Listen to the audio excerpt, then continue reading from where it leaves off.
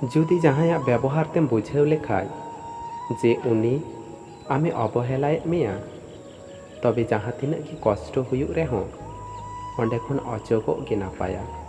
चेदाग से प्रिय हर कोआ बांग मज कथा आमा बारहे बाय चोटे दाड़िया रेहों आमा भितरी अंतर रे अडिगान आघाते सृष्टिया। बड़ी तो सब समय इका रेनाग योग्य काना। जुदी आम सारी मेन काते एम नेहर लेनखान भाग्य मेनते दो चेद हो बनुआ। ओका मेनाआ ओना दो खाली कमी रेनाग फल। आम ओका लेकाम कमिया ओंका फलेम न्यामा। लबिद हासा मिद दम रापा काते इटा बेनाव लेनखान ओना चेतान रे जहां तिनाग की दाग एम दुल रेहों बाम लबिद दाड़ियाआ बरং आरहों केटेजोआ। ओंकागे हड़ा मने हो मिदम आघात नाम पर आरहों बार बार आघातेम एमाय रेहों चेद लेका हो बाय बुझेवा। जीवन रे तीन आघातेम नामा उनग गी सुर रेन हड़ेम चिन्ह कोआ। अकय दय आपना आर अकय दय परा। आमा ओड़ा मज ताहेन से बड़ी निजेर ओड़ा लेका नापाय दो ओका राजप्रसाद रेहों बाम न्यामा।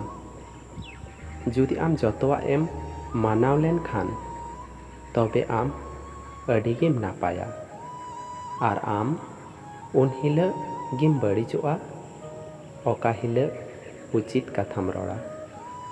दोहो जारवाका पैसा हों मिद समय चाबा मेनखान दोहो जारवाका दुख कष्ट दो तीस हो बांग चाबा।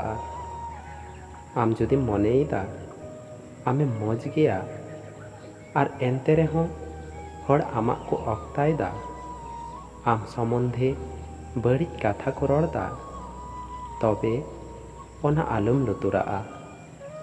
अहंकार दो रूप रेनाग दो बांग व्यवहार रेनाग ताहेन दरकार।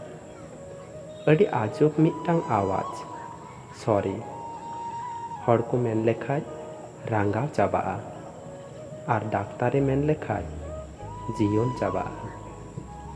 एड़े कथा मेन काते जहां हुई दाड़िया आम कुसी उचु दाड़ेवाया मेनखान मिदम पतियाव रपुद लेनखान आर हजार हजार सारी कथाम रड़ रेहों उनी दो बाम रुवाड़ दाड़ेवाया।